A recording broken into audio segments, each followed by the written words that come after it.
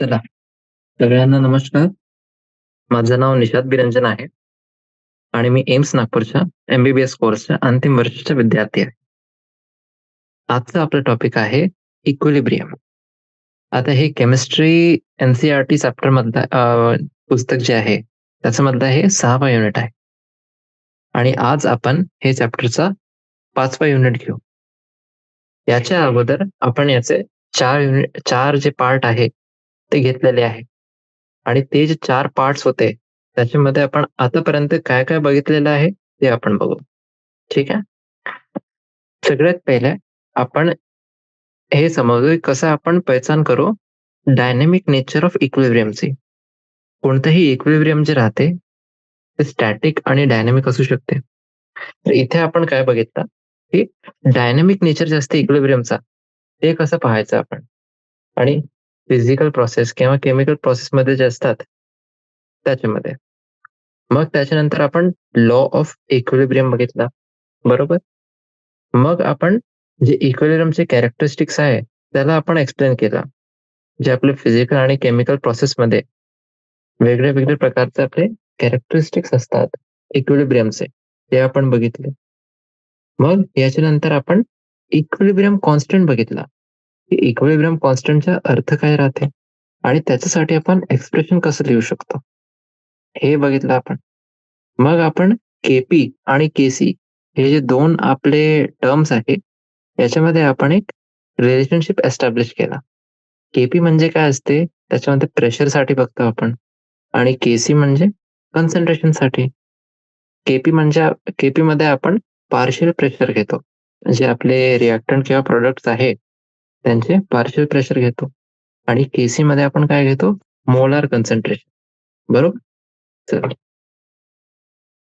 त्याच्यानंतर आपण बघितले कोणते-कोणते फॅक्टर्स राहतात, जे आपले कोणतेही रिएक्शन जे आहे, ते जर इक्विलिब्रियममध्ये आहे, त्याला जे अफेक्ट करतात, ते आपण फॅक्टर्स बघितले. आणि आज आपण बघू, की आपण क्लासिफाय करू शकतो. जे आपले सबस्टन्स राहतात, त्यांना ॲसिडमध्ये किंवा बेसमध्ये, ठीक आहे. आणि 3 कॉन्सेप्ट कोणते आहे आपले? अर्हेनियस, ब्रॉन्स्टेड-लॉरी आणि लुईस कॉन्सेप्ट.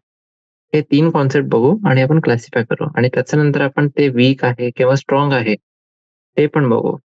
पण हे जे वीक आणि स्ट्राँग वाला कन्सेप्ट आहे, हे आपल्याला आयोनायझेशन कॉन्स्टंटनी बघायचं आहे. ठीक आहे? चला, सुरू करू आपण आता. ठीक आहे. हे बघा. आता जे आपण इफेक्ट बघितलेले होते, आता आपल्याला बघायचं आहे इफेक्ट ऑफ कॅटलिस्ट. ठीक आहे. कॅटलिस्ट कसा आपला फरक करते. कॅटलिस्टचा आपला अर्थ काय राहते? Catalyst increases the rate of chemical reaction by making available a new low energy pathway for the conversion of reactants to product. म्हणजे याचा अर्थ काय आहे, की कोणतीही रिएक्शनमध्ये आपल्याला प्रॉडक्ट्स पाहिजे रिएक्टंट्स पासून. त्यासाठी खूप सारे पाथवेज राहतात, खूप सारे रस्ते राहतात, की आपण ह्याच्याने जाऊ शकतो तिथे. तर कॅटलिस्ट आपला काय करते? कॅटलिस्ट आपलं असं आहे, की कॅटलिस्ट आपलं कोणत्याही केमिकल रिएक्शनचा रेट वाढवते. आणि कसे वाढवते ते? Bye making available new low energy pathway. सगळ्यात कमी जे पाथवेचा एनर्जी आहे, तेच पाथवे आपला रिएक्टन्स घेणार आणि मग ते कन्व्हर्ट होणार प्रॉडक्ट्समध्ये. कॅटलिस्टचं आपलं हेच काम राहते. ठीक आहे. आता दुसरं स्टेटमेंट बघा.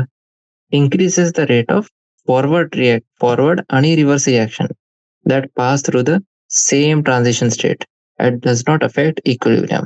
हे बघा, हे सगळे प्रॉपर्टीज आहे कॅटलिस्टचे. ते फॉरवर्ड आणि रिव्हर्स रिएक्शन जे आहे, त्यांचे दोघांचे रेट ते वाढवून टाकते. जे आपले सारखेच ट्रान्झिशन स्टेट पासून जे जे जातात, त्यांचा रेट. ठीक आहे. पण जे कॅटलिस्ट आपलं आहे, ते कोणत्याही रिएक्शनचं जे इक्विलिब्रियम आहे, त्याला काहीच अफेक्ट नाही करत. ठीक आहे.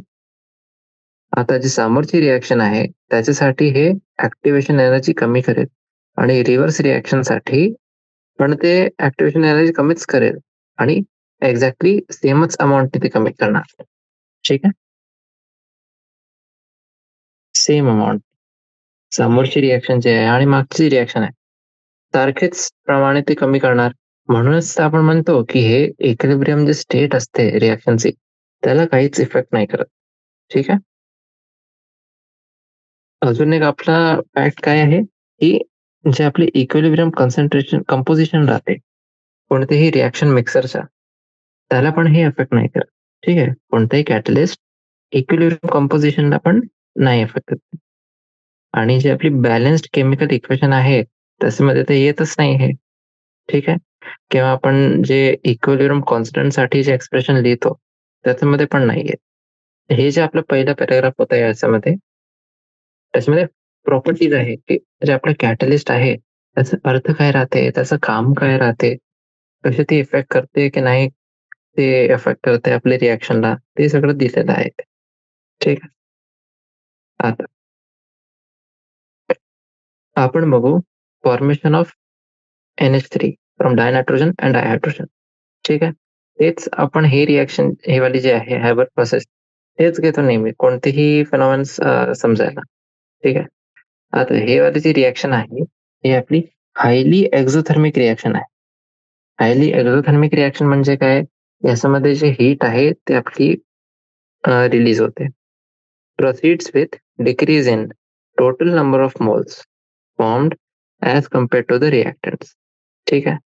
म्हणजे जे टोटल आपले नंबर ऑफ मोल्स होते, जे आपले बनत होते, त्याच्यामध्ये डिक्रीज आहे, कमी होत आहेत ते कंपेअर टू रिएक्टंट्स. आणि आपलं जे इक्विलिब्रियम कॉन्स्टंट आहे, ते कमी होते विथ इन्क्रीज इन टेम्परेचर. जसं-जसं आपण टेम्परेचर वाढवू, तापमान वाढवू रिएक्शनचा, तसं-तसं आपला इक्विलिब्रियम कॉन्स्टंटची जे व्हॅल्यू आहे, ते पण कमी होईल. ठीक आहे. आता कमी टेम्परेचरवर जे रेट आहे, ते कमी होऊन जाते आणि आपल्याला जास्ती टाईम लागते इक्विलिब्रियमवर पोहोचायला.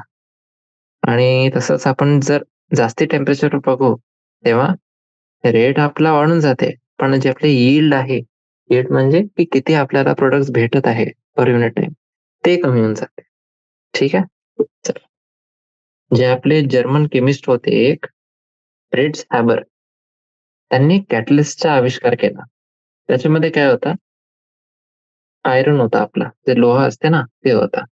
ते आपले ही रिएक्शनला कॅटलाइज करते, की ते आपली रिएक्शन एक सॅटिस्फॅक्टरी रेटवर होईल, कोणत्याही टेम्परेचरवर. ठीक आहे. जिथे आपली जे इक्विलिब्रियम कन्सन्ट्रेशन आहे अमोनियाची, ती आपली फेव्हरेबल राहते. म्हणजे जितकी आपल्याला पाहिजे तेवढी राहते ते आणि आपल्यासाठी हे जे रिएक्शन आहे, ते प्रॉफिटेबल होऊन जातं. ठीक आहे. आता जे आपले नंबर ऑफ मोल्स आहेत, जे फॉर्म होत आहे रिएक्शनमध्ये, ते कमी आहे कंपेअर टू रिएक्टंट्स. जे अमोनियाचे यील्ड आहे, त्याला आपण कसं वाढवू शकतो? जर आपण प्रेशर वाढला याचा. जितकं जास्त तुम्ही प्रेशरला वाढाल, तितकं जास्त तुम्हाला रिएक्टंट्स प्रॉडक्ट भेटणार आणि प्रॉडक्ट म्हणजे काय? अमोनिया. चला, आता हे बघा, हे स्टेटमेंट आहे जे आपण बघतो, की हे कुठेच नाही दिलेलं आहे, पण हे इथे राहते. हे बघा. Optimum conditions of temperature and pressure for synthesis of ammonia using catalyst are around 500 degree Celsius and 200 ATM. ठीक आहे. जर तुम्हाला अमोनिया बनवायचा आहे, त्यासाठी ऑप्टिमम टेम्परेचर आणि प्रेशर किती आहे? 500 डिग्री सेल्सिअस आणि 200 ATM. ठीक आहे. आणि हे आहे जेव्हा आपण कॅटलिस्टचा प्रयोग करतो. बरोबर? तर तसंच एक आपलं राहते कॉन्टॅक्ट प्रोसेस. कॉन्टॅक्ट प्रोसेसचा अर्थ काय राहते? हे आपलं राहते सल्फ्युरिक ॲसिड बनवण्यासाठी. ठीक आहे. Manufacture of sulphuric acid by contact process. आणि याचा आपला रिएक्शन काय आहे ते बघा. 2 मॉलिक्युल्स SO2 गॅसचे, सल्फर डायऑक्साईड गॅसचे ते रिएक्ट करतात एक मॉलिक्युल ऑक्सिजन सोबत आणि आपल्याला काय भेटते? 2 मॉलिक्युल्स भेटतात सल्फर ट्रायऑक्साईड गॅसचे. याच्यासाठी जे Kc आहे, ते किती आहे? 1.7 इंटू 10 टू द पॉवर 26. हे आहे आपला Kc. आता हे Kcची व्हॅल्यू जर तुम्ही बघाल, तर ते आपल्याला काय सजेस्ट करते, की हे रिएक्शन आपली कंप्लीशन जवळ जात आहे. पण प्रॅक्टिकली जे ऑक्सिडेशन आहे SO2चा टू SO3 ते आपलं खूपच कमी रेटने होते.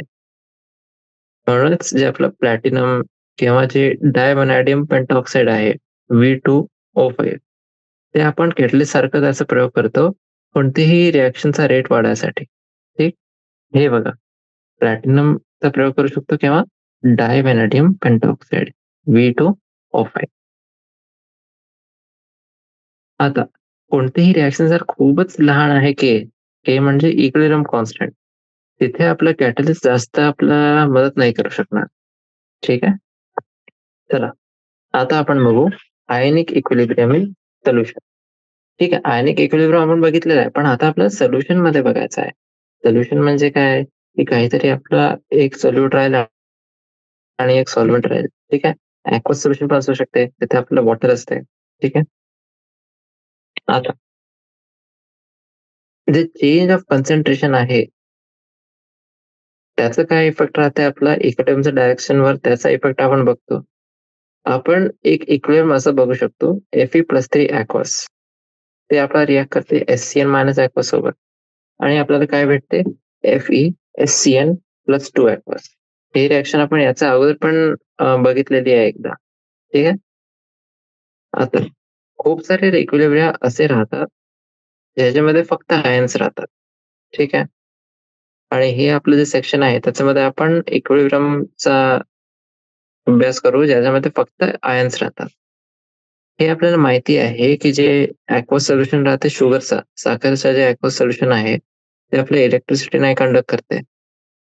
पण जेव्हा आपण कॉमन सॉल्ट म्हणजे सोडियम क्लोराईड, त्याला आपण टाकलं पाणीमध्ये, तेव्हा ते इलेक्ट्रिसिटी कंडक्ट करते. ठीक आहे.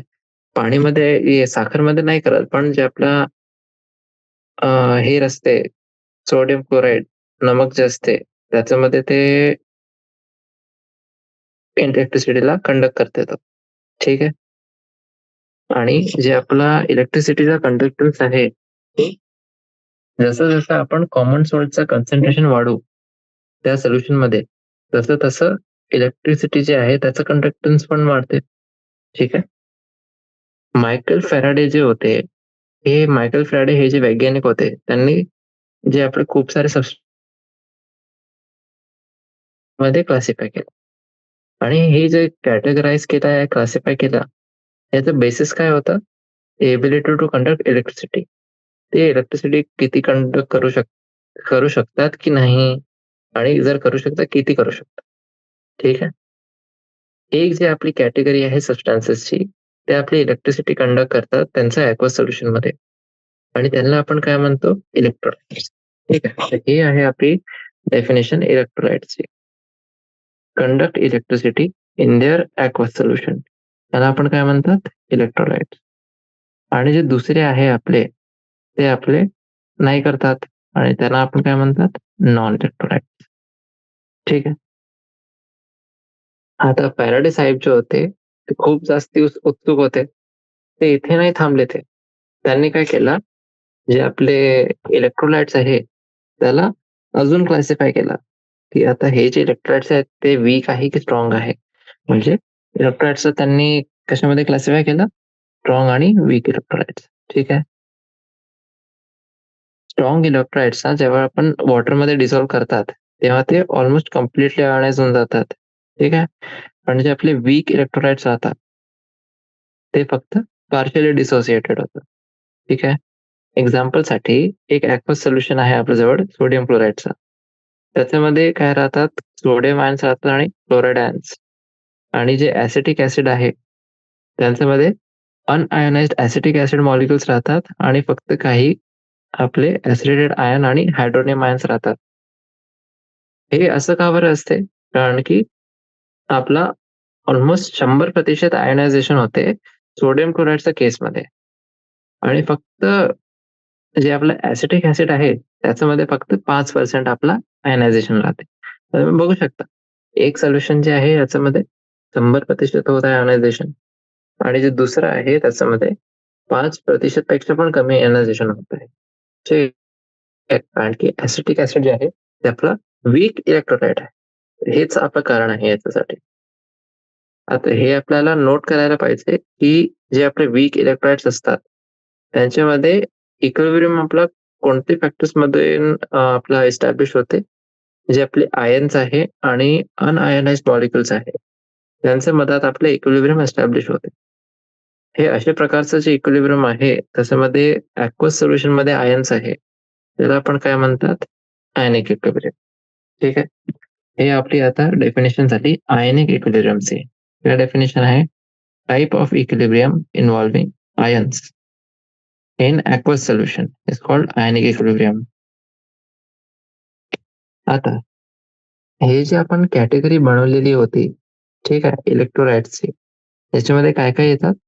ऍसिड, बेस आणि सॉल्ट. ठीक आहे. जितके आपले ऍसिड्स राहतात, बेस राहतात आणि सॉल्ट्स राहतात, ते आपले येतात इलेक्ट्रोलाइट्सच्या कॅटेगरीमध्ये. आणि ते आपले स्ट्रॉंग किंवा वीक इलेक्ट्रोलाइट्स पण असू शकतात. ठीक आहे. चला, तर आता आपण डिस्कस करू. ठीक आहे. तर हे जे राहते आपलं अमाऊंट, ते पण आपण असं म्हणू शकतो की ते सिग्निफिकंट अमाऊंट आहे. आणि हे अमाऊंट किती आहे आपलं? 1.2 ते 1.5 लिटर पर डे. आणि हे आपण जर असं म्हणत आहोत की कोणतेही आपण ऍसिड जेव्हा म्हणतो, ऍसिडचा अर्थ काय राहते की ऍसिड आपल्यासाठी हानिकारक राहते. ते आता आपल्याला गरज पडली याची. हे जे आपलं ऍसिड असते ते आपल्या डायजेस्टिव्ह प्रोसेस साठी खूपच महत्वाचं राहते. तर हे नाही राहिलं तर डायजेशन जे आहे जे पाचन आहे, पाचन शक्ती ते आपली कमी होऊन जाते. आता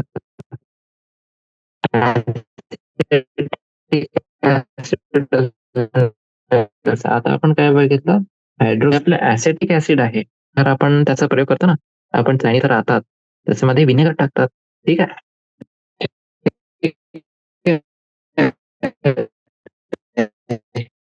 हे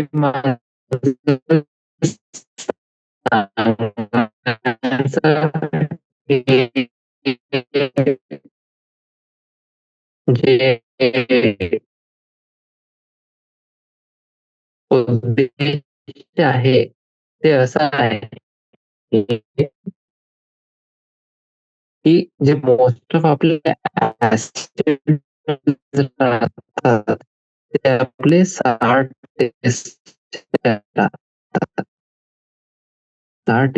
म्हणजे काय असते जे आपण म्हणतो,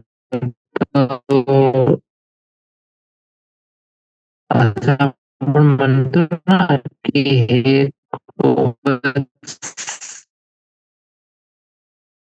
चटपटा. ठीक आहे. तर हे जर राहते आपला हे लिटमस पेपर जे आहे, ब्लू लिटमस पेपर, त्याच्यासोबत हे रिॲक्ट करते आणि आपल्याला काय देते? हे आपल्याला रेड कलर भेटते. ठीक आहे. तसंच मेटल सोबत हे रिॲक्ट करते आणि आपल्याला डायहायड्रोजन देते. ठीक आहे. आता बेसेस जे आहे, जे आपले बेस राहतात, बेस आपले काय करतात? बेस आपले रेड लिटमस पेपरला ब्लू ब्लू मध्ये कन्वर्ट करून देतात. आणि जे आपले बेस असतात त्यांचं जे आपलं टेस्ट राहते ते आपलं बिटर टेस्ट राहते. ठीक आहे. आणि जे आपलं साबण आपलं असते ते कसं राहते, तसंच आपले बेस राहतात. ठीक आहे. आणि जे आपलं एक एक्झाम्पल आहे बेसचा, ते काय आहे आपला वॉशिंग सोडा. वॉशिंग सोडाचा आपण प्रयोग करतो वॉशिंग जे आपण धुतो ना, जे आपले कपडे असतात त्यांना आपण धुतो त्याच्यासाठी. ठीक आहे. जेव्हा आपण ऍसिड आणि बेसला मिक्स करतो, ठीक आहे, एकदम बरोबर प्रपोर्शन मध्ये ते एकमेकांसोबत रिॲक्ट करतात आणि आपल्याला काय देतात? सॉल्ट्स देतात. जे आपले कॉमन आपले सॉल्ट्स आहे त्यांचं एक्झाम्पल काय काय आहे आपले? सोडियम क्लोराईड आहे. मग त्याच्यानंतर आपलं बेरियम सल्फेट आहे, सोडियम नायट्रेट आहे. हे आपले सॉल्ट्स आहे. ठीक आहे.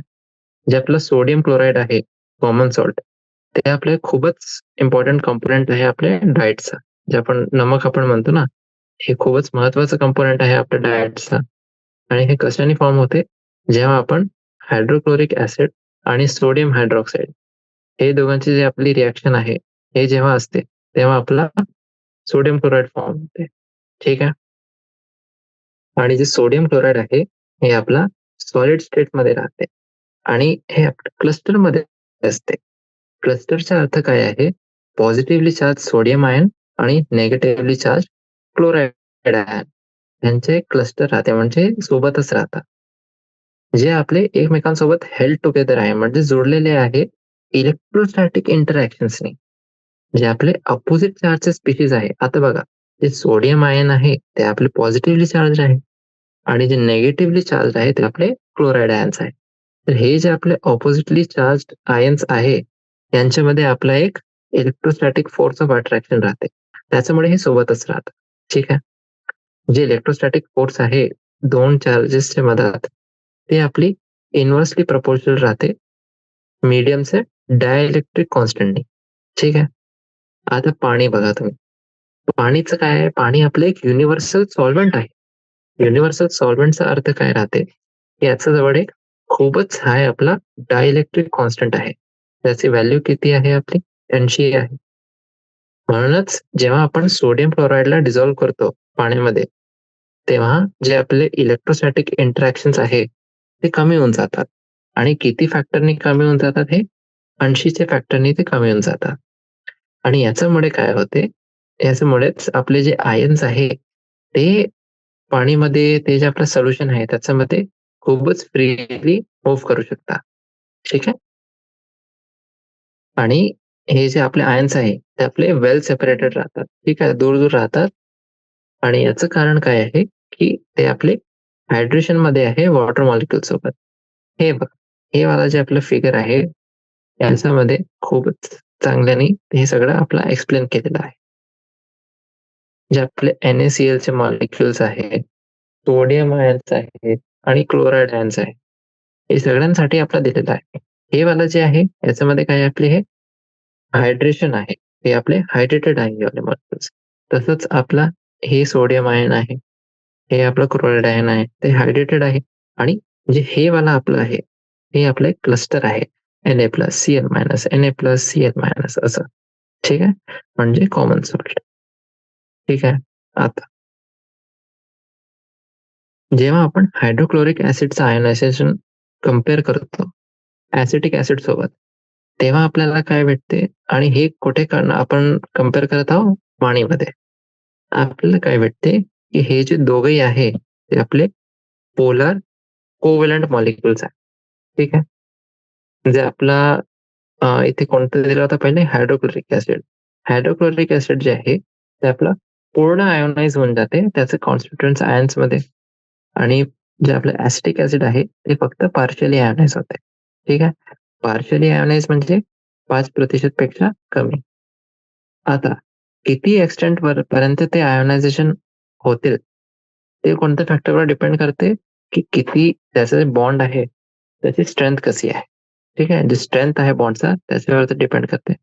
आणि extent of solvation of ions produced, की किती एक्सटेंट पर्यंत ते आयन्स सॉल्वेबल आहे. आता म्हणजे दोन टर्म्स आहे ज्याच्यामध्ये तुम्हाला कन्फ्युजन नाही व्हायला पाहिजे. एक आहे डिसोसिएशन आणि एक आहे आयनायझेशन. हे जे डिसोसिएशन आणि आयनायझेशन टर्म्स आहे हे आपण याच्या अगोदर बघितलेले आहे. डिसोसिएशनचा अर्थ काय राहते? डिसोसिएशन म्हणजे process of separation of ions in water already existing as such in the solid state of solute as in sodium chloride. म्हणजे काय?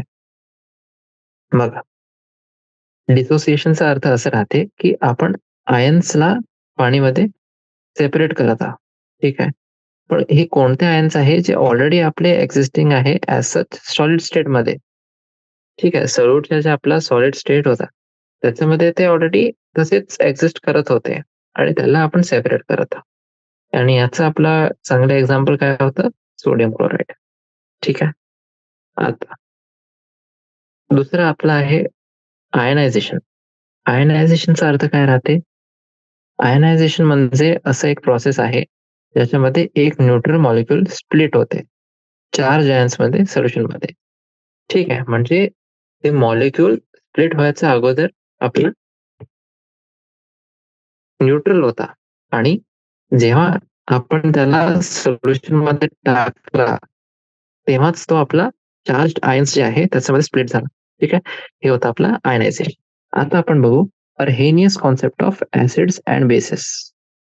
जे आपले अर्हेनियस साहेब होते त्यांनी आपल्याला काय सांगितलं ते आपल्याला बघायचं आहे. चला चला अकॉर्डिंग टू अर्हेनियस थेरी, अर्हेनियस थेरी आपल्याला काय सांगते, ऍसिड्स आपले ते सबस्टन्स राहतात जे पाणीमध्ये डिसोसिएट होतात आणि आपल्याला काय देतात ते हायड्रोजन आयन्स.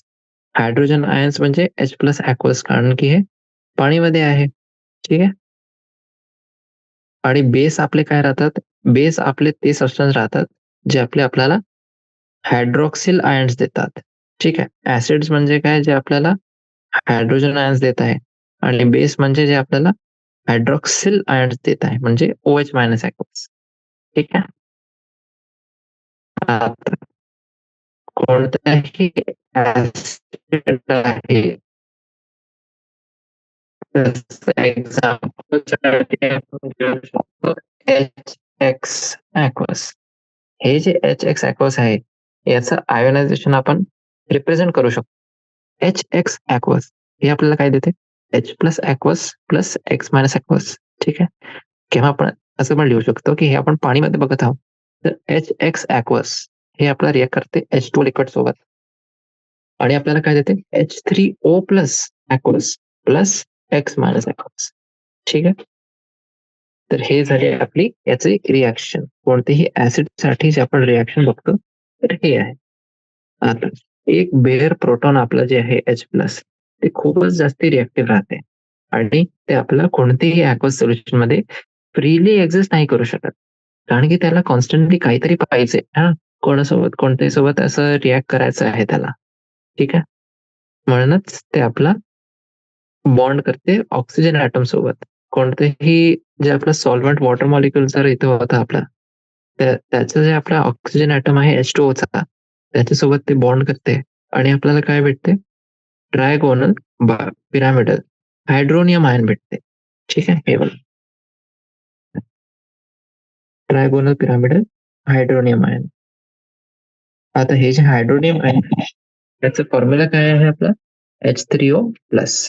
ठीक आहे, आता हे पूर्ण चॅप्टर मध्ये आपण जेव्हा आपण हायड्रेटेड प्रोटॉन म्हणू, हे जे हायड्रेटेड प्रोटॉन आहे याचा अर्थ काय राहील आपला H प्लस ऍक्वस किंवा H3O प्लस ऍक्वस. ठीक आहे, तसंच जे आपलं बेसचा मॉलिक्युल राहते त्याचं आपलं एक्सप्रेशन कसं होईल MOH.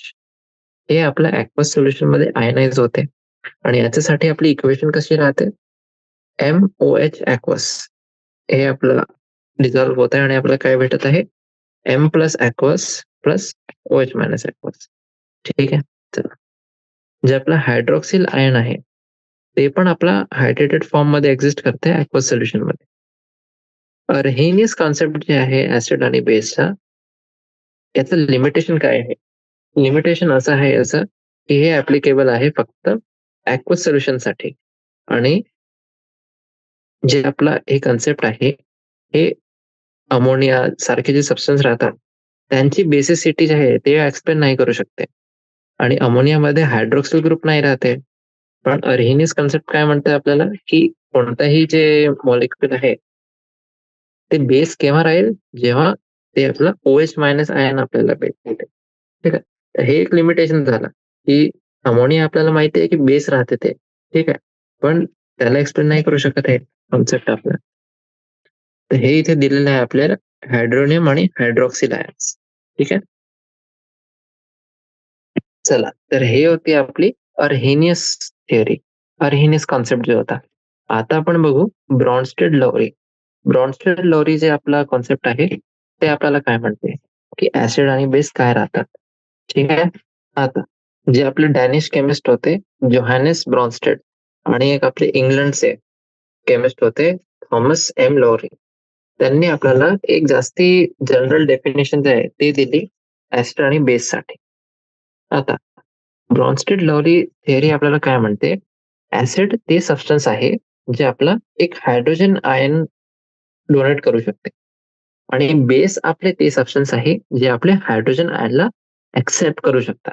ठीक आहे, तर याच्यामध्ये आपला OH मायनस आयन जो होता जे आपला हायड्रॉक्सिल आयन होता, त्याचं काही असं हे नाही आहे. ठीक आहे. त्याच्या बेसिसवर काहीच इथे नाही आहे. इथे फक्त आपल्याला हायड्रोजन आयन बघायचा आहे. तर जर हायड्रोजन आयन ते डोनेट करू शकते, तेव्हा आपण त्याला काय म्हणू? ॲसिड म्हणू. आणि जर तुम्ही हायड्रोजन आयनला एक्सेप्ट करू शकतात, तेव्हा ते जे सबस्टन्स आहे ते बेस आहे. ठीक आहे. इन शॉर्ट आपण ऍसिड जे आहे ते प्रोटॉन डोनर्स आहे आणि बेस आपले प्रोटॉन एक्सेप्टर आहे. ठीक आहे. तर हे आहे आपली ब्रॉन्स्टेड लहरी थिअरी. ठीक आहे. ऍसिड प्रोटॉन डोनर म्हणजे काय? ऍसिड. आणि प्रोटॉन एक्सेप्टर म्हणजे बेस. ठीक आहे. आता आपण अमोनियाचाच एक्झाम्पल घेऊ, कारण की जी आपली अरेनियस थेरी होती ते अमोनिया बेस आहे याला एक्सप्लेन नाही करू शकत होते. त्याचंच एक्झाम्पल घेऊ आपण. अमोनियाला आपण डिझॉल्व्ह करतो पाणीमध्ये. त्याच्यासाठी जे इक्वेशन आहे आपली ते कशी आहे? अमोनिया ॲक्वस ते आपल्याला रिॲक्ट करते H2O लिक्विड सोबत आणि आपल्याला काय भेटते? NH4 plus aqueous plus OH minus aqueous. तर हे आपला H2O लिक्विड जो होता ते ऍसिड होता आणि NH3 बेस. कारण की NH3 मध्ये आपला एक प्रोटॉन ऍड होत आहे. म्हणजे ते काय झालं? Conjugate acid. आणि जे आपला H2 आहे त्याचं ते आपला डोनेट करत आहे एक H प्लस, म्हणजे OH मायनस जे फॉर्म होत आहे ते आपला एक कॉन्जुगेट बेस आहे. ठीक आहे. आता म्हणजे आपलं बेसिक सोल्युशन इथे बनत आहे. बेसिक सोल्युशन का बरं बनत आहे? कारण की हे सोल्युशन मध्ये आपले हायड्रॉक्सिल आयन्स आहे. ठीक आहे. त्याच्यामुळेच हे सोल्युशन आपलं बेस सारखं राहते. हे वाली जे रिएक्शन आहे याच्यामध्ये जे आपलं वॉटर मॉलिक्युल आहे ते आपला प्रोटॉन डोनर सारखं ऍक्ट करते आणि जे अमोनियाचं मॉलिक्युल आहे ते प्रोटॉन एक्सेप्टर सारखं ऍक्ट करते. आणि म्हणूनच हे आपले लवरी ब्रॉन्स्टेड ऍसिड आणि बेस आहे. ठीक आहे. जर तुम्ही रिव्हर्स रिएक्शन बघितले, रिव्हर्स रिएक्शन मध्ये जे H प्लस आहे ते ट्रान्सफर होते NH4 प्लसनी OH मायनसला. ठीक आहे. म्हणजे ह्या केसमध्ये NH4 प्लस जे आपलं राहील, अमोनियम आयन जे आपलं असेल ते आपला ब्रॉन्स्टेड ऍसिड असेल आणि जे OH मायनस आहे ते आपला ब्रॉन्स्टेड बेस सारखं काम करणार. ठीक आहे. जे आपला ऍसिड बेस पेअर आहे ते फक्त एक प्रोटॉननी डिफर करते. ठीक आहे. आणि याला आपण काय म्हणतात? Conjugate acid base pair. म्हणूनच जे आपला OH मायनस आहे त्याला आपण काय म्हणतात की OH मायनस आपला ऍसिड H2O चा कॉन्जुगेट बेस आहे. आणि तसंच जे अमोनियम आयन आहे ते आपला कॉन्जुगेट ऍसिड आहे NH3 बेसचा. ठीक आहे. आता जर ब्रॉन्स्टेड ऍसिड एक स्ट्रॉंग ऍसिड आहे, तेव्हा त्याचं जे कॉन्जुगेट बेस राहील ते एक वीक बेस राहील आणि वाईस वर्सा. ठीक आहे.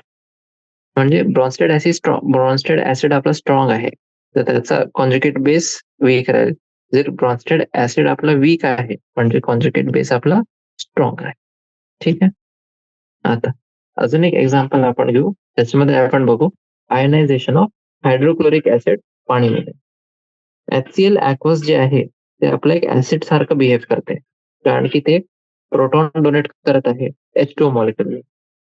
आणि हे जे H2O मॉलिक्युल आहे ते आपलं बेस सारखं ऍक्ट करत आहे. ठीक आहे. हे बघा, हे जे रिएक्शन आहे याच्यामध्ये HCl ॲक्वस रिॲक्ट करते H2O लिक्विड सोबत आणि आपल्याला काय भेटत आहे? H3O प्लस ॲक्वस आणि Cl मायनस ॲक्वस. ठीक आहे. आता हे जी वरची आपली इक्वेशन आहे याच्यामध्ये आपण काय बघू शकतो की वॉटर आपला बेस सारखं ऍक्ट करते, कारण की ते प्रोटॉनला एक्सेप्ट करत आहे. जे आपले हे स्पेशीज आहे H3O प्लस, हे आपली हायड्रोनियम आयनची स्पेशीज आपली प्रोड्यूस होते जेव्हा पाणी आपला एक प्रोटॉनला एक्सेप्ट करते HCl पासून. ठीक आहे. म्हणूनच जे आपलं क्लोराईड आहे, क्लोराईड आपला एक कॉन्जुगेट बेस आहे HCl चा आणि HCl आपला कॉन्जुगेट ऍसिड आहे बेस क्लोराईड आयनचा. तसंच जे आपला वॉटर मॉलिक्युल आहे H2O, H2O आपला एक कॉन्जुगेट बेस आहे H3O प्लस ऍसिडचा आणि जे H3O प्लस आहे ते आपलं कॉन्जुगेट ऍसिड आहे बेस H2O चा. तर हे तुम्हाला समजायला लागेल की कॉन्जुगेट ऍसिड बेस पेअर काय राहते आणि ब्रॉन्स्टेड लॉरी ऍसिड आणि बेस काय राहते. ठीक आहे.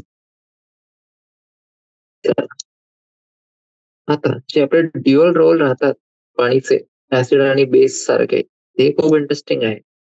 जसं की आपण हे जे HCl सोबत याची रिएक्शन होती, त्याच्यामध्ये आपण काय बघत होतो की ते असं बेस सारखं ते आपलं काम करते. पण जेव्हा जे आपला अमोनिया सोबत रिएक्शन आहे, तिथे ते ऍसिड आहे. कारण की ते रिएक्शन मध्ये ते आपलं H+ आयन्सला डोनेट करत आहे. ठीक आहे. तर हे होती आपली ब्रॉन्स्टेड लोरी. ठीक आहे. ब्रॉन्स्टेड लोरीचे कॉन्सेप्ट होता, हे होता आपला. आता आपण बघू लुईस ऍसिड आणि लुईस बेस यांचा काय अर्थ राहते. ठीक आहे. चला, लुईस ऍसिड आणि लुईस बेस यांचा काय अर्थ राहते ते बघू आपण. G.N. लुईस हे होतं आपल्या वैज्ञानिकचं नाव आणि 1923 मध्ये त्यांनी डिफाईन केला ऍसिड आणि बेस. ऍसिड आपलं काय राहते, acid as a species which accept electron pair आणि base which donates an electron pair. तर यांनी आता आपल्या कोणत्या बेसिसवर सांगितलं की इलेक्ट्रॉन पेअर तर जर तुम्ही ऍक्सेप्ट करतात म्हणजे ते काय कोणतं सबस्टन्स आहे, ऍसिड आहे. आणि जर ते इलेक्ट्रॉन पेअरला डोनेट करत आहे म्हणजे ते आपला बेस आहे. ठीक आहे. बेसला जर आपण बघू तर जास्त डिफरन्स नाही आहे ब्रॉन्स्टेड लवरी आणि लिव्हिस कॉन्सेप्ट मध्ये. कारण की जे बेस आहे ते आपला लोन पेअर देते दोघे केसेसमध्ये. पण जे आपलं लुईस कॉन्सेप्ट आहे, खूप सारे जे आपले ऍसिड असतात त्यांच्याजवळ प्रोटॉन नाही असतात. ठीक आहे. आणि याचं आपलं एक्झाम्पल आहे इलेक्ट्रॉन डेफिशियंट स्पीशीज जे असते आपली BF3, त्याचं आपलं रिएक्शन होते NH3 सोबत. ठीक आहे. हे बघ, बोरॉन ट्रायफ्लोराइड BF3 याची रिएक्शन बघू आपण. आता जे BF3 आहे याच्या जवळ आपला एक प्रोटॉन नाही आहे, पण ते ऍसिड सारखंच आपलं काम करते आणि अमोनिया सोबत रिॲक्ट करते. आणि BF3 जे आहे ते आपला लोन पेअर ऑफ इलेक्ट्रॉन्स जे आहेत त्याला एक्सेप्ट करते. हे जे रिॲक्शन आहे याला आपण कसं रिप्रेझेंट करू शकतो, BF3 रिॲक्ट करत आहे NH3 सोबत आणि आपल्याला काय भेटत आहे, BF3NH3. आणि हे जे लोन पेअर ऑफ इलेक्ट्रॉन्स होते नायट्रोजन जवळ, ते त्यांनी BF3 ला दिले. ठीक आहे. तर हे काय झालं आपला लोन पेअर एक्सेप्टर, म्हणजे लेविस कॉन्सेप्टनी ते आपला झाला ऍसिड. ठीक आहे. आता जे आपले इलेक्ट्रॉन डेफिशियंट स्पीसीज राहतात जसं की AlCl3, Cobalt+3, Mg+2, ते आपल्या लुईस ऍसिड सारखं ऍक्ट करू शकतात. आणि जे आपले असे स्पीसीज आहेत ज्यांच्याजवळ लोन पेअर ऑफ इलेक्ट्रॉन आहे म्हणजे H2O, NH3, OH-, ते आपले बेस सारखे ऍक्ट करू शकतात. कारण की हे जे आपला पेअर ऑफ इलेक्ट्रॉन्स आहे याला डोनेट करू शकतात. ठीक आहे. तर हे झाले आपले लुईस बेस. तर हे होते आपले अर्हेनियस, ब्रॉन्स्टेड लॉरी आणि लुईस थिअरी. आता आपण बघू आयनायझेशन ऑफ ऍसिड्स आणि बेस. जे आपले ऍसिड आणि बेस तर आपण बघितले, पण याचं आयोनायझेशन बघायचं आहे आपल्याला, तर ते बघू. चला, जेव्हा आपण हे कॉन्सेप्ट बघतो ना तेव्हा अर्हेनियस कॉन्सेप्ट जे आहे ते आपल्याला खूप आवश्यक होऊन जाते. कारण की जे मोस्टली आपले आयनायझेशन राहतात केमिकल आणि बायोलॉजिकल सिस्टम मध्ये, ते आपले ऍक्वस मीडियम मध्येच होतात. आणि आपण कोणतेही हे आपण अभ्यास का बरं करत, हे आपल्याला कशाला शिकवायचं आहे, कारण की याचं आपण ऍप्लिकेशन करू नंतर. ठीक आहे. ऍप्लिकेशन करू आणि कसं हे आपल्याला आपले फायद्यामध्ये राहील हे आपल्याला बघायला लागते, त्याच्यासाठी असते. ठीक आहे. जे आपले स्ट्रॉंग ऍसिड्स आहेत जसं की perchloric acid, hydrochloric acid, hydrobromic acid, hydro iodic acid, nitric acid, sulphuric acid, यांचे फॉर्म्युले काय काय आहे, HClO4, HCl, HBr, HI, HNO3, H2SO4. हे जे आपले ऍसिड आहेत त्यांना आपण काय म्हणतात की हे आपले स्ट्रॉंग ऍसिड आहे. कारण की ते ऑलमोस्ट कम्प्लिटली डिसोसिएट होऊन जातात त्यांचे कॉन्स्टिट्युएंट आयन्स मध्ये. कोणतेही ऍक्वस मीडियम जर तुम्हाला दिलं तर ते कम्प्लिटली डिसोसिएट होऊन जातात. ठीक आहे. आणि म्हणूनच हे प्रोटॉन डोनर सारखे ऍक्ट करतात. तसंच आपले आहे स्ट्रॉंग बेस जसं की lithium hydroxide, sodium hydroxide, potassium hydroxide, cesium hydroxide, barium hydroxide. यांचे फॉर्म्युले काय काय आपले LiOH, NaOH, KOH, CSOH, BaOH2 हे आपले पूर्ण डिसोसिएट होऊन जातात आयन्स मध्ये कोणत्याही ऍक्वस मीडियम मध्ये आणि आपल्याला काय देतात हे हायड्रॉक्सिल आयन्स. म्हणूनच हे आपले काय आपले स्ट्रॉंग बेस आहे. ठीक आहे. आता अर्हेनियस कॉन्सेप्टनी जर आपण त्याला मांडलं तर हे जे अर्हेनियस कॉन्सेप्ट आहे तर हे जे आपले बघितले आपण जितके ते आपले स्ट्रॉंग ऍसिड आणि बेस आहे. कारण की हे कम्प्लिटली डिसोसिएट होऊन जातात आणि आपल्याला हायड्रोनियम आयन आणि हायड्रॉक्सिल आयन देतात. हायड्रोनियम म्हणजे H3O प्लस आणि हायड्रॉक्सिल म्हणजे OH आयन. ठीक आहे, हे देतात. पण आता ऑल्टरनेटिव्हली जे आपलं स्ट्रेंथ आहे कोणत्याही ऍसिड किंवा बेसच्या ते आपण मोजू शकतो in terms of Bronsted Lowry concept जे होता ना ऍसिड आणि बेस साठी, त्याच्याप्रमाणे पण आपण याला मोजू शकतो. जिथे आपलं एक स्ट्रॉंग ऍसिड जे राहते त्याचा काय अर्थ राहते की ते आपला एक चांगलं प्रोटॉन डोनर आहे आणि स्ट्रॉंग बेसचा अर्थ काय राहते तिथे आपलं एक चांगलं प्रोटॉन एक्सेप्टर आहे. आता अशी आपली एक जे ऍसिड बेस डिसोसिएशन इक्विलिब्रियम आहे वीक ऍसिडचा ते बघू आपण.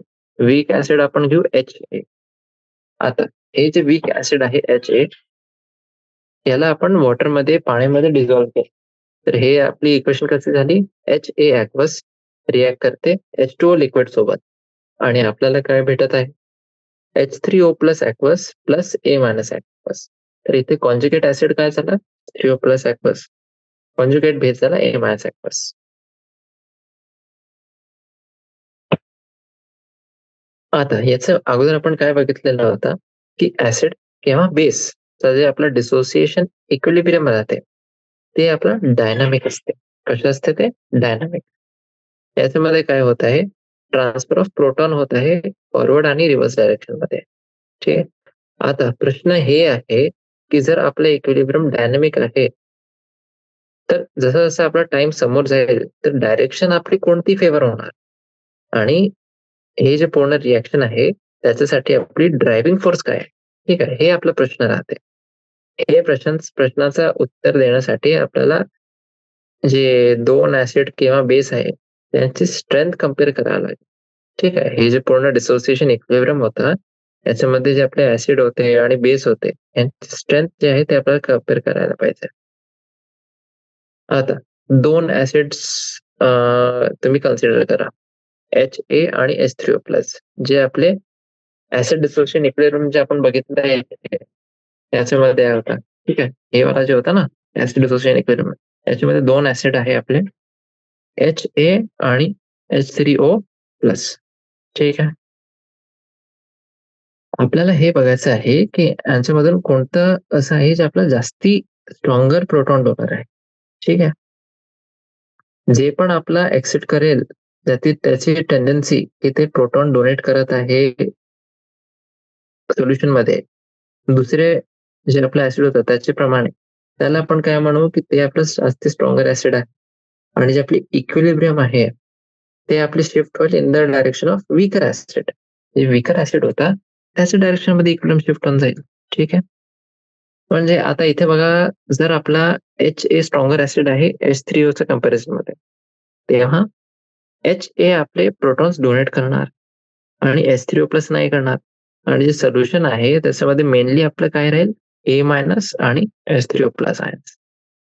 इक्विलिब्रियम जे आहे ते आपला त्या डायरेक्शन मध्ये आपला जाते जिथे आपला फॉर्मेशन होत आहे वीकर ऍसिड आणि वीकर बेसचा. कारण की जे स्ट्रॉंगर ऍसिड आहे ते आपला प्रोटॉन डोनेट करते स्ट्रॉंगर बेसला. आता जर तुम्ही स्ट्रॉंगर ऍसिड साठी म्हणत आहात की H प्लस जे आपला जास्त देते तर स्ट्रॉंगर बेस पण आहे ना त्याच्यामध्ये. स्ट्रॉंगर बेस कोणता आहे जे जास्त चांगल्याने आपला H प्लस घेत आहे. ठीक आहे, आता याचा अर्थ आपला मुख्यतः काय राहते की स्ट्रॉंग ऍसिड जे आहे ते कम्प्लिटली डिसोसिएट होते वॉटरमध्ये. ठीक आहे, आणि जे रिझल्टिंग बेस जे फॉर्म झालेलं आहे जे म्हणलेलं आहे ते आपलं खूपच कमजोर राहणार. म्हणजे जे स्ट्रॉंग ऍसिड जे आहे त्यांचे खूपच कमजोर आपले कॉन्जुगेट बेस राहतात. ठीक आहे, स्ट्रॉंग ऍसिड जसं की HClO4, HCl, HBr, HI, HNO3, H2SO4 हे आपल्याला कोणते कोणते कॉन्जुगेट बेस देणार. हे जे कॉन्जुगेट बेस राहील ते आयन्स राहील. कोणते कोणते राहणार हे? ClO4 minus, Cl minus, Br minus, I minus, NO3 minus, HSO4 minus. ठीक आहे. आणि हे जे आहे ते खूपच कमजोर बेसिस आहे कम्पेअर्ड टू जे आपलं H2O मॉलिक्युल आहे. तसंच जे आपलं खूपच जास्ती स्ट्रॉंग बेस राहील ते आपल्याला खूपच कमजोर कॉन्जुगेट ऍसिड देईल आपल्याला. ठीक आहे. आणि तसंच याचा व्हाईस वर्सा करून घ्या तुम्ही. ठीक आहे. वीक ऍसिड आणि वीक बेस साठी. टिपिकल जे आपले वीक ऍसिड आहे, जे आपण म्हणतात ना, की हे वीक ऍसिड आहे. ते कोणते कोणते आहे वीक ऍसिड आपले? नायट्रस ऍसिड म्हणजे HNO2, hydrofluoric acid HF, acetic acid CH3COOH. आणि हे आपल्याला नोट करायला पाहिजे, की जे आपले वीक ऍसिड असतात, त्यांचे खूपच जास्ती स्ट्रॉंग आपले कॉन्जुगेट बेस असतात. ठीक आहे. जसं की एक्झाम्पलसाठी आपलं आहे NH2 minus, O minus, O2 minus, H minus. हे आपले खूपच जास्ती मतलब खूपच चांगले प्रोटॉन एक्सेप्टर आहे आणि म्हणूनच जास्ती स्ट्रॉंगर बेस पण आहे कम्पेअर्ड टू H2O. आता काही काही जे आपले वॉटर सोल्युबल ऑर्गॅनिक कंपाऊंड आहे, जसं की फिनॉक्सिलेन झाला आणि ब्रोमोथॅमॉल ब्लू, ते आपले वीक ऍसिड सारखे बिहेव करतात आणि जे आपले वेगळे वेगळे कलर्स राहतात त्यांचे त्यांचे ऍसिड मध्ये. ठीक आहे. आणि जे कॉन्जुगेट बेस फॉर्म आहे त्याच्यामध्ये पण, म्हणजे जे आपले ऍसिड फॉर्म झाला तेव्हा कॉन्जुगेट बेसचा फॉर्म झाला त्याच्यामध्ये त्यांचा वेगळा वेगळा आपला कलर राहते. जसं की आपला HIN ऍक्वस हे रिॲक्ट करते H2O लिक्विड सोबत आणि आपल्याला काय भेटत आहे? H3O प्लस ऍक्वस आणि IN मायनस ऍक्वस. तर इथे आपले जे आहे ते ऍसिड इंडिकेटर आहे कलर ए चे आणि कॉन्जुगेट बेस आहे कलर बी. ठीक आहे. हे जे असे कंपाऊंड असतात ते आपले इंडिकेटर साठी खूपच आपल्याला प्रयोगमध्ये येतात. ठीक आहे. ऍसिड बेस्ड टायट्रेशन मध्ये आणि त्या सोल्युशन मध्ये किती H प्लस आयनचे कॉन्सन्ट्रेशन आहे ते पण आपण काढू शकतो याच्यात. ठीक आहे. चला, तर हे होता आपलं कॉन्सेप्ट जे आयोनायझेशन असते ऍसिड्स आणि बेसिसच्या त्याच्यात. आता याच्यामध्ये आपण एक बघू सब टॉपिक याचा. सब टॉपिक कोणता आहे? आयनायझेशन कॉन्स्टंट आपल्याला बघायचं आहे पाणीचा आणि मग त्याचा आयनिक प्रोडक्ट. ठीक आहे. आपण आतापर्यंत काय बघितलेला? इक्विलिब्रियम कॉन्स्टंट बघितलेला होता. ठीक आहे. केपीचं प्रमाण टर्म्स मध्ये आणि केसीच्या टर्म्स मध्ये.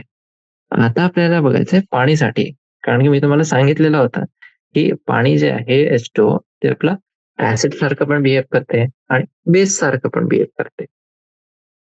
आता म्हणजे काय काय जे सबस्टन्स आहे पाणीसारखे ते आपले ऍसिड आणि बेस सारखे बिहेव करते हे माहिती आहे आपल्याला. चला, in the presence of an acid H, ठीक आहे, कोणताही ऍसिड आहे आपल्याजवळ HA, जेव्हा हे आहे तेव्हा ते प्रोटॉनला ऍक्सेप्ट करते आणि बेस सारखं बिहेव करते. आणि तसंच कोणताही बेस जर आहे सोल्युशन मध्ये, जसं की एक बी मायनस झाला, तर हे आपला ऍसिड सारखं ऍक्ट करते आणि प्रोटॉनला डोनेट करते. ठीक आहे. प्युअर वॉटर, प्युअर वॉटर जे आहे त्याच्यामध्ये एक H2O चा मॉलिक्युल जे आहे ते आपला प्रोटॉन डोनेट करते आणि ऍसिड सारखं बिहेव करते. आणि जे दुसरे आपले वॉटर मॉलिक्युल्स आहे ते आपले प्रोटॉनला ऍक्सेप्ट करतात आणि बेस सारखे ऍक्ट करतात. हेच सेम टाइम मध्ये. ठीक आहे. आणि इक्विलिब्रियम जे राहते हे रिएक्शन मध्ये ते कोणतं राहते? H2O लिक्विड आपला रिॲक्ट करते H2O लिक्विड सोबत. एक ऍसिड आहे आणि दुसरा बेस. आणि ही इक्विलिब्रियम रिएक्शन कोणती होत आहे? H3O प्लस ऍक्वस आणि OH मायनस ऍक्वस. ठीक आहे. हे बघा. तर जर तुम्हाला परीक्षामध्ये हे प्रश्न असं दिलेला आहे आणि हे वाली रिएक्शन दिलेली आहे. ठीक आहे. हे जी रिएक्शन आहे हे दिलेली आहे तुम्हाला. तर हे रिएक्शनचा आपला अर्थ काय आहे? की हे आपली आहे आयनायझेशन कॉन्स्टंट वॉटरच्या डिसोसिएशन साठी. ठीक आहे. जे आपलं डिसोसिएशन कॉन्स्टंट आहे के, ते कशाने आपण डिनोट करतात? H3O प्लस ऍक्वस ची कॉन्सन्ट्रेशन इंटू OH मायनस ची कॉन्सन्ट्रेशन आणि त्याला आपण डिवाइड करू H2O ची कॉन्सन्ट्रेशन सोबत. आता जे वॉटरचे आपली कॉन्सन्ट्रेशन आहे त्याला आपण डिनॉमिनेटर पासून ओमिट करतात. का बरं असं करतात आपण? कारण की वॉटर आपला प्युअर लिक्विड आहे आणि त्याचे कॉन्सन्ट्रेशन कॉन्स्टंट राहते. तर हे आपण इक्विलिब्रियम कॉन्स्टंट हे वाला जे टॉपिक होता त्याच्यामध्ये पण बघितलेला होता, की कोणताही सबस्टन्स जर त्याचे प्युअर स्टेट मध्ये आहे आणि त्याचे कॉन्सन्ट्रेशन जर कॉन्स्टंटच राहील तेव्हा त्याचे कॉन्सन्ट्रेशन आपण 1 घेऊ. H2O चे कॉन्सन्ट्रेशन जे आहे ते आपली इक्विलिब्रियम कॉन्स्टंट मध्ये इन्कॉर्पोरेटेड आहे आणि आपल्याला काय देते हे नवीन कॉन्स्टंट भेटते Kw. आपण Kp बघितला, Kc बघितला. इथे आपला आहे Kw. Kw आपला काय आहे? Ionic product of water. ठीक आहे. हे जे Kw आहे हे आपलं काय आहे? Ionic product of water. आणि Kw चा आपलं फॉर्म्युला जे आहे ते आहे H प्लस ची कॉन्सन्ट्रेशन इंटू OH मायनस ची कॉन्सन्ट्रेशन. ठीक आहे. आता जी कॉन्सन्ट्रेशन होती H प्लस ची ते आपण एक्सपेरिमेंटली फाइंड आउट केली आणि ते किती होती? 10⁻⁻7 मोलार 298 केल्विन. आणि जे डिसोसिएशन ऑफ वॉटर आहे ते आपलं equal number of H plus आणि OH मायनस चे आयन्स प्रोड्यूस करतात. JEE 2022 मध्ये एक प्रश्न आपल्याला विचारलेला होता, हेच आयनिक प्रोडक्ट ऑफ वॉटर पासून. ठीक आहे. चला तर हे आपण आता बघितलं की जे H प्लस कॉन्सन्ट्रेशन आहे ते आहे 10⁻⁻7 मोलार आणि तेच आपली OH मायनस जे हायड्रॉक्सिल आयन्स आहे त्याची पण कॉन्सन्ट्रेशन आहे. तर जे आपला Kw राहील आयनिक प्रोडक्ट ऑफ वॉटर ते किती राहील? यांचं मल्टिप्लिकेशन म्हणजे याचं प्रोडक्ट हे किती झालं? 10⁻⁻14 मोलार स्क्वेअर. ठीक आहे. आणि हे जे व्हॅल्यू आहे Kw चे ते आपली टेम्परेचर डिपेंडेंट असते, कारण की हे इक्विलिब्रियम कॉन्स्टंटच आहे. जसं आपण इक्विलिब्रियम कॉन्स्टंट साठी बघितलेलं होता तसंच हे पण एक कॉन्स्टंट आहे, फक्त हे वॉटर सारखं आहे. आता जी डेन्सिटी असते प्युअर वॉटरची ते आपल्याला माहिती आहे ते असते 1000 ग्राम पर लिटर आणि त्याचा मोलार मास किती आहे? 18 ग्राम पर मोल. आता याच्याने आपण प्युअर वॉटरची मोलॅरिटी आपण काढू शकतो. ते किती राहील आपली? 55.55 मोलार. 1000 ला डिवाइड करू आपण 18 सोबत. ठीक आहे. ठीक आहे. तर हे जे आपले 3 कन्सेप्ट होते अर्हेनियस, ब्रॉन्स्टेड लॉरी आणि लुईस आणि जे आपण आयनिक प्रोडक्ट ऑफ वॉटर बघितलं, याच्याने आपण ऍसिडिक, न्यूट्रल आणि जे बेसिक ॲक्वस सोल्युशन्स असतात त्याला आपण डिस्टिंग्विश करू शकतात. ऍसिडिक सोल्युशन मध्ये काय होईल? जे H3O प्लस आहे हायड्रोनियम आयन त्याची कॉन्सन्ट्रेशन जास्ती राहील कम्पेअर्ड टू हायड्रॉक्सिल आयन.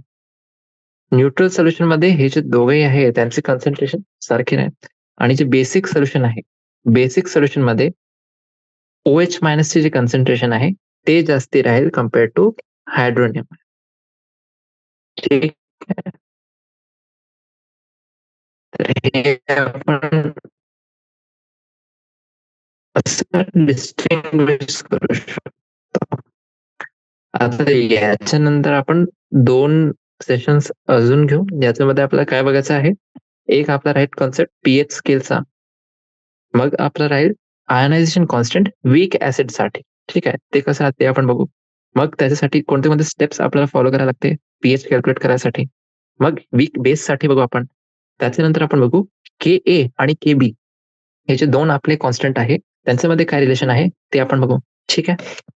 मग याच्यानंतर डाय आणि पॉलीबेसिक ऍसिड्स आणि डाय आणि पॉलीऍसिडिक बेस जे असतात याच्यामध्ये अपोजिट राहते. ते कसे राहते आणि त्याचा स्ट्रेंथ कसे कोणत्या ऑर्डर मध्ये राहते ते आपण बघू. कोणते फॅक्टर्स ऍसिडिक स्ट्रेंथला अफेक्ट करतात. मग कॉमन आयन इफेक्ट काय राहते ऍसिड आणि बेसिसच्या आयोनायझेशन मध्ये ते आपण बघू. ठीक आहे. याच्यानंतर सॉल्टच्या हायड्रोलिसिस आणि जे आपले त्यांचे सोल्युशन्स आहे त्यांचं पीएच कसं राहते ते बघू आपण. तर हे आपण बघू नंतरचे आपले सेशन जे आहे 2 सेशन्स आहे त्याच्यामध्ये आपण कव्हर करण्याचा प्रयत्न करू हे. ठीक आहे. आणि जे आपला शेवटचा टॉपिक राहील ते राहील आपला बफर सोल्युशन्स काय असतात. ठीक आहे. कसं आपण त्याला डिझाईन करतो, मग सॉल्युबिलिटी प्रॉडक्ट कॉन्स्टंट काय राहते. ठीक आहे. आणि जे कॉमन आयन इफेक्ट आहे ते कशा अफेक्ट करते आपल्या आयनिक सॉल्टच्या सॉल्युबिलिटीला. ठीक आहे. तर हे आपले टॉपिक्स राहील आणि चला मग भेटूया नेक्स्ट सेशन मध्ये. ठीक आहे. Thank you.